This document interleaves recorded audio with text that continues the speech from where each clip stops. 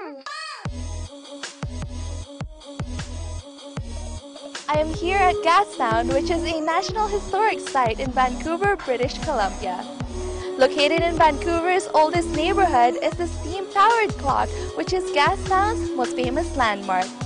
Make sure to tune in to Digital Nest every Tuesday and Thursday at 7:30 p.m. I am Lou Aquino, EBC correspondent, and I am one with 25.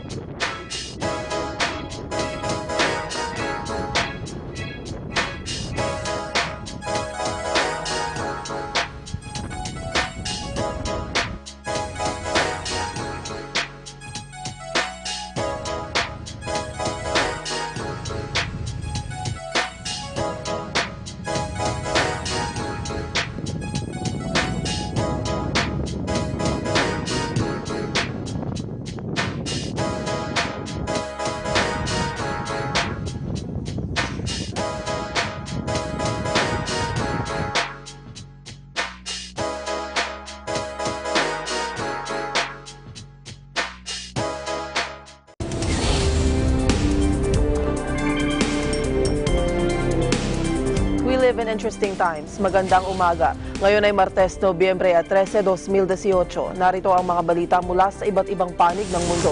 Ito ang Eagle News International Filipino Edition. Sa ulo ng mga balita. Death tolls na nagpapatuloy na pananalasa ng wildfire sa California umabot na sa 31. Jordan, sinalanta naman ng pagbaha, 12 ang patay. Samantala sa landslide naman sa Brazil, 14 ang patay. World leaders pinangunahan ang global commemoration sa ika-100 taon ng pagtatapos ng World War I sa isinagawang pagtitipon sa Paris, France. Sagupaan ng mga rebelde at government loyalists sa Yemen, umaabot na sa 149 ang patay.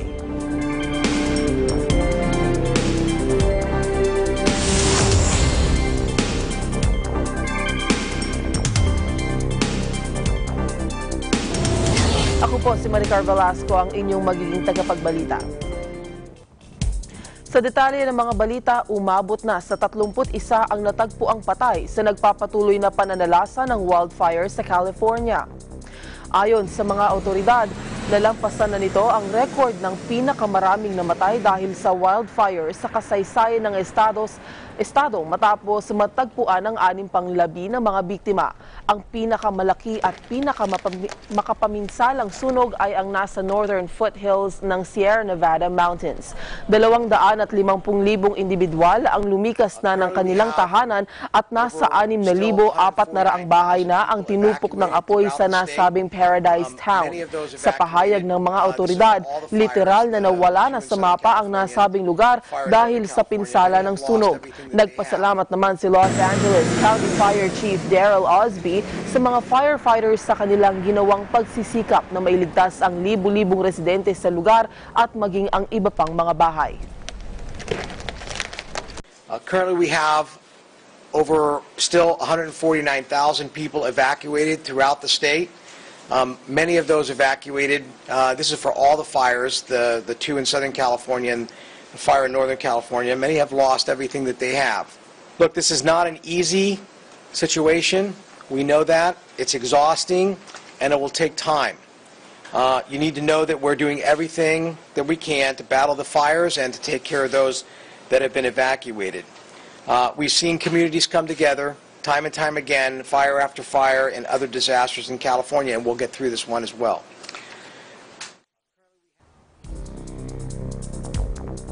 Labing dalawa katao naman ang patay sa pananalasa ng flash floods sa Jordan. Napilitan ding lumikas ang mga may 4,000 turista sa tanyag na ancient desert city sa Petra dahil sa baha.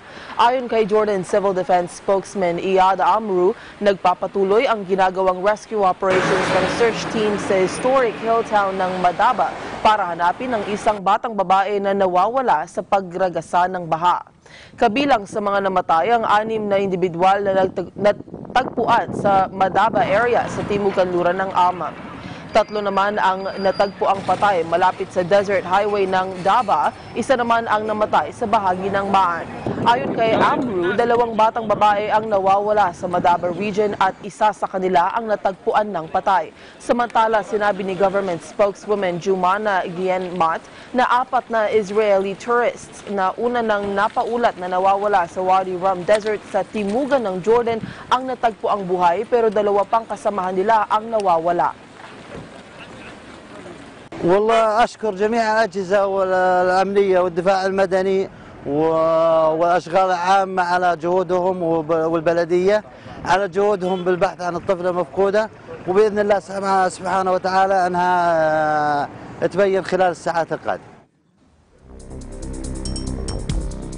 14 katao naman ang nasawi sa nangyaring landslide sa Brazil. Natabunan ng gumuhong lupa ang ilang bahay sa southeastern city ng Niterói sa Rio de Janeiro State. Ayon sa mga opisyal, nangyari ang trahedya matapos ang pagbuhos ng malakas na ulan na nagdulot ng pagguho ng lupa. 9 na bahay at isang pizzeria ang napinsala sa pagguho ng bato at lupa. 11 katao naman ang nailigtas at 4 pa ang naiulat na nawawala. 2 naman sa mga na-rescue ang nasa critical condition. Com certeza, porque aquilo ali já era uma tragédia anunciada, né? Porque a Defesa Civil sobe o morro, fala que está interditado, mas não arruma uma casa, não faz um projeto, não bota ninguém em lugar nenhum. Pobre vai morar onde? Se tem o trabalho dos homens de bombeiros. Nesse local aqui. Sinalanta ng malakas na pag-ulan na nagdulot ng flash floods ang Kuwait. Ayon sa mga emergency officials, 1 na ang naitalang patay habang maraming kalsada ang nasira ng pagbaha. Ayon sa Health Ministry, isang 30 anyos na lalaki ang tinangay ng tubig baha nang tangkain niyang iligtas ang kanyang pamilya sa kanilang bahay na lumubog sa tubig. May ilang individual din na naitalang nasugatan sa insidente. Maraming sasakyan din ang tinangay ng tubig sa bagong tayong residential areas sa lugar. Kaugnay nito, nagdeklara na ng state of emergency ang ministries ng oil at electricity. Sinabi naman ni Prime Minister Sheikh Jaber Mubarak al-Sabah na iimbestigahan ang mga opisyal na nabigong tuparin ang kanilang pananagutan at papatawan ng kaukulang parusa. Magbabalik ang Eagle News International Filipino Edition.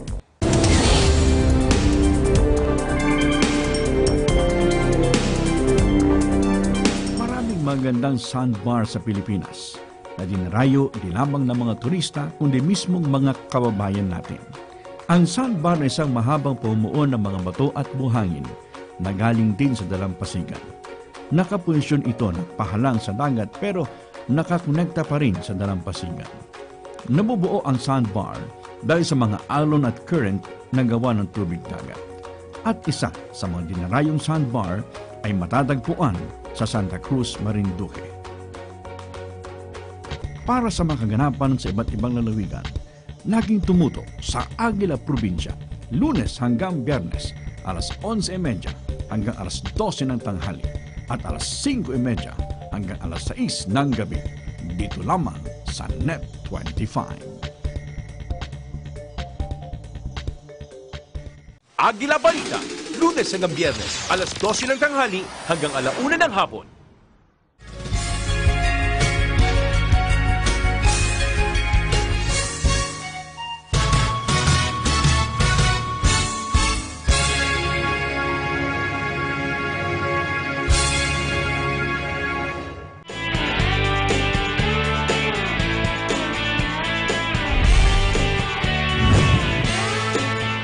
business development and promotion. Dahil dito po, gusto na po namin na-encourage na yung mga tao na talagang totohanin na yung pagnenegosyo. Nag-umpisa ako sa shake lang. Ngayon naman ay may bago akong produkto. Yun na yung fresh squeezed lemon. Yun. At saka ngayon, meron akong pinasok ko na ang pastries. Nag-start tong business nung sa Sikap Buhay dati. Sila pa, naging trainer ako nila. Then, nag-seminar ng mga livelihood. Lahat. Then, tinutukan ko yung pagtatahi. Naisip ko na ito kaya, seryoso ko. Sa 500, kaya mo na yung punan niyan sa pagtahi mo. Libangan ng mga anak ko, nakita ko nakakalat yung mga buhangin. Ano ba yung gagawin ko dyan? O sabi ko sa anak ko, mag-lettering ka. So, nag-start ako lettering. Ang ganda. Nakikita ng mga kaibigan ko. Ang ganda naman ito. Gusto nilang bilhin. So, nung una, wala akong presyong maibigay eh. Gawa ako di ba? So, by the time, gumawa kami ng maliliit at dinala namin ito sa iba't ibang school. So, very, sa akin, memorable sa akin ang New Era High School.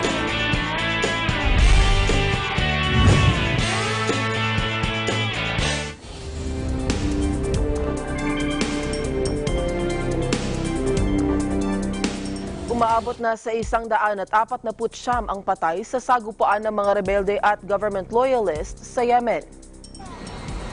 Nangyari ang bakbakan sa port city ng Hodeidah. Inatake ng mga government loyalists na suportado ng Saudi-led coalition ang mga Houthi rebels sa Red Sea City.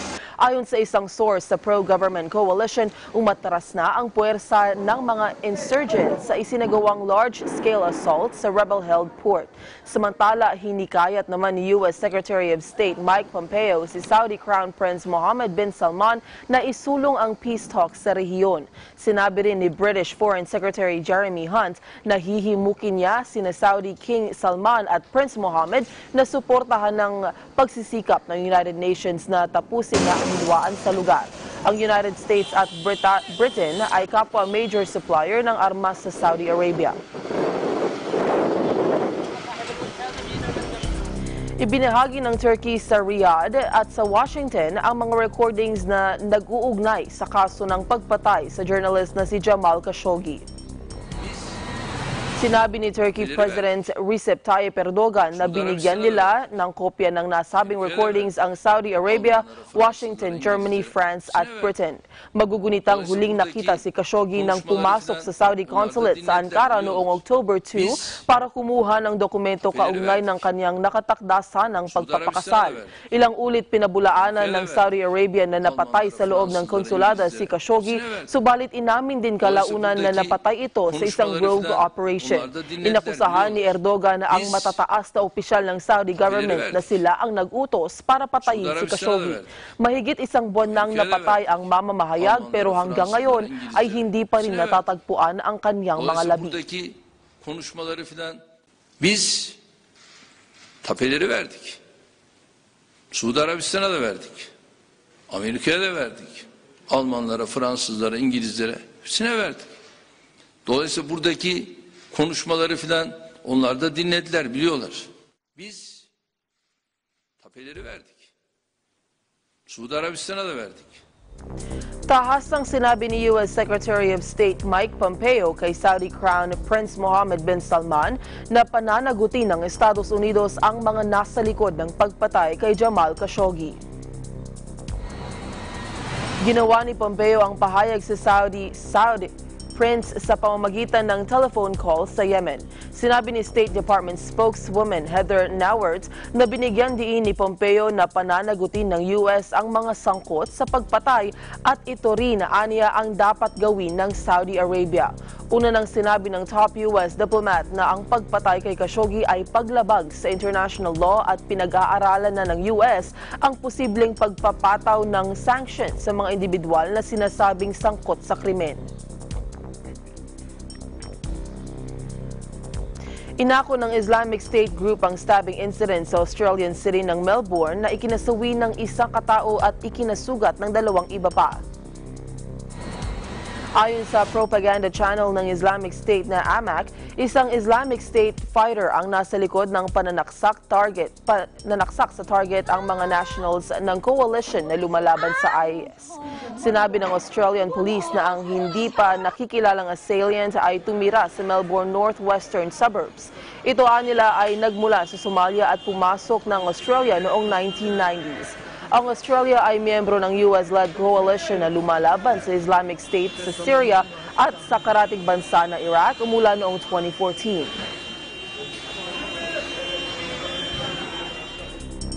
Kinasuhan ng mga otoridad sa Australia ang isang 50 anyos na babae na nasa likod ng Australian Strawberry Scare kung saan naglagay umano ito ng mga karayom sa mga ibinibentang strawberry.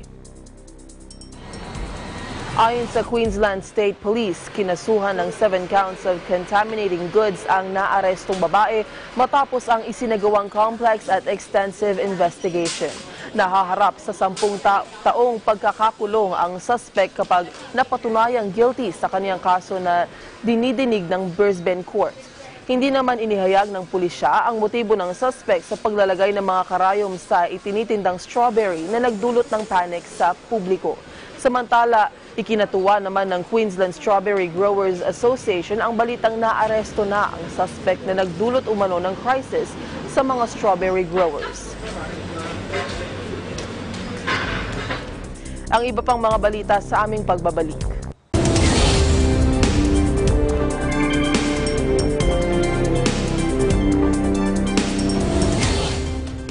Iba't ibang di pangkaraniwang pangyayari ang nagaganap sa ating komunidad sa buong bansa at magiging sa iba't ibang panig ng daigdig.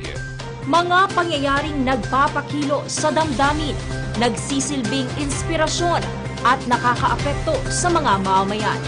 Sa mata ng Agila, patuloy kaming maghahatid ng tunay, patas at balanseng mga balita na walang ibang motibo kundi serbisyo publiko. Subaybayan ang mga hatid naming balita sa Eagle News PH Facebook at Twitter pages. At sa Eagle News Live YouTube channel. At sa aming website, ang eaglenews.ph. Mata ng Agila! Lunes hanggang Biyernes, alas 6 hanggang alas 7:30 ng gabi. Agila Balita, Lunes hanggang Biyernes, alas 12 ng tanghali hanggang alauna ng hapon.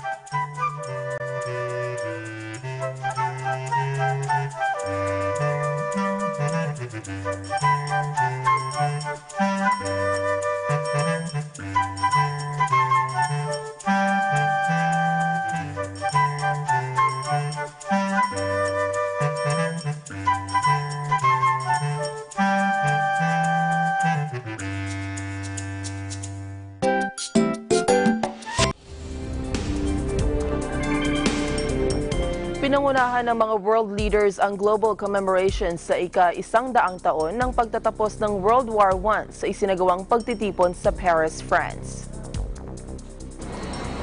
Nasa 70 world leaders kabilang na sina US President Donald Trump at Russian Vladimir Putin ang sumama sa paggunita sa sentenaryo ng 1918 armistice sa French capital.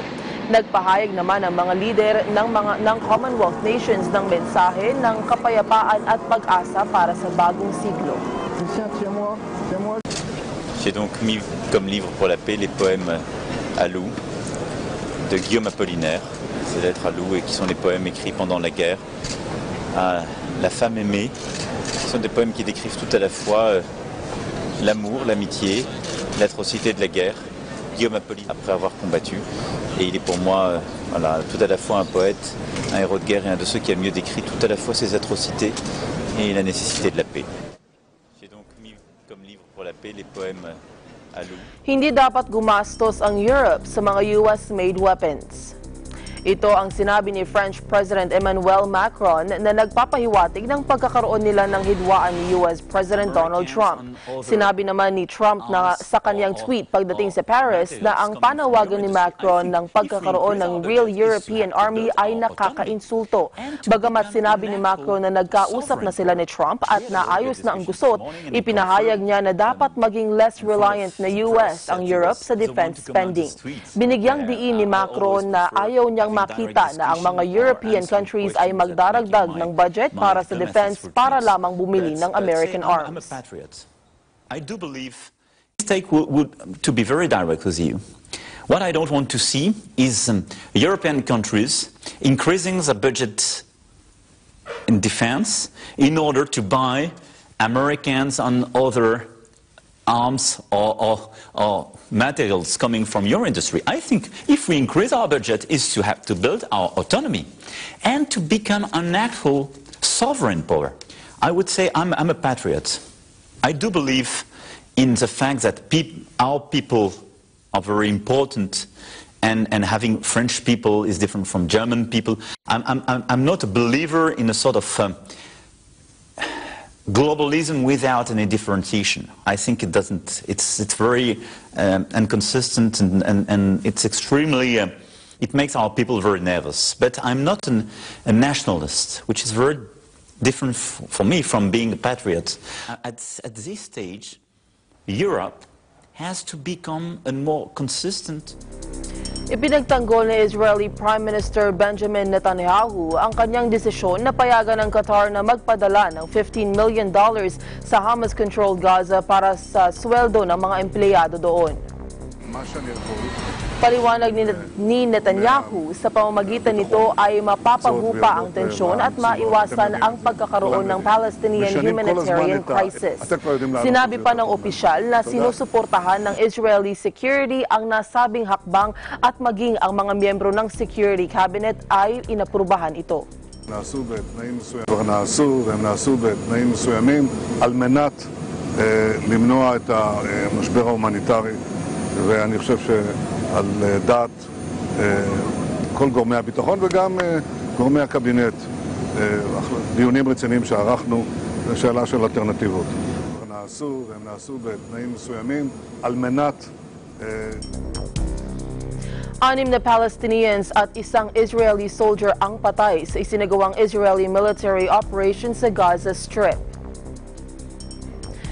Ayon kay Fauzi Borham, spokesman ng Hamas, kinundina ng Islamist movement ang anilay cowardly Israeli attack. Batay naman sa mga Palestinian security sources, nagsagawa ng airstrikes sa Gaza ang Israel. Sinabi ng Gaza Health Ministry na 6 na Palestinians ang namatay sa nangyaring sagupaan. Kabilang sa mga napatay ang isang local commander ng Hamas armed wings na si Ezdin Al-Qassam Brigades. Kinumpirma naman ng Israeli Army na isang sundalo nila ang namatay at isa ang nasugatan. Dahil naman sa paglala ng tensyon, pinutol ni Israeli Prime Minister Benjamin Netanyahu ang kanilang state visit sa Paris kung saan dumalo siya sa World War I commemorations at umuwi na agad sa kanilang bansa.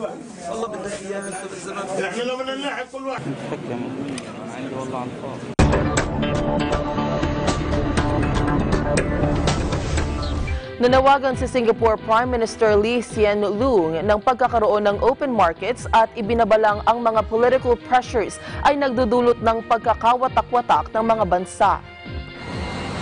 Sinabi ng Singapore Prime Minister sa mga leader ng Southeast Asian companies na dapat mag-invest sa iba't ibang market at dapat maging bukas sa mga bansa sa foreign competition.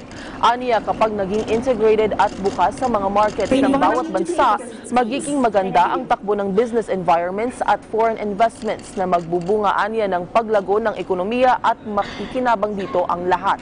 Ipinaliwanag ng Prime Minister na ang 10-member Association of Southeast Asian Nations ay mayroong great potential, subalit nakadepende aniya ito kung pipiliin ng mga nasyon na maging integrated at isulong ang multilateralism. At yan ang kabuuan ng mga balita mula sa iba't ibang bansa. Ito ang Eagle News International Filipino Edition. Sa pangalan ng mga bumubuo sa Eagle News Service, ako po si Maricar Velasco and I am one with 25. Susunod na ang Agila Balita.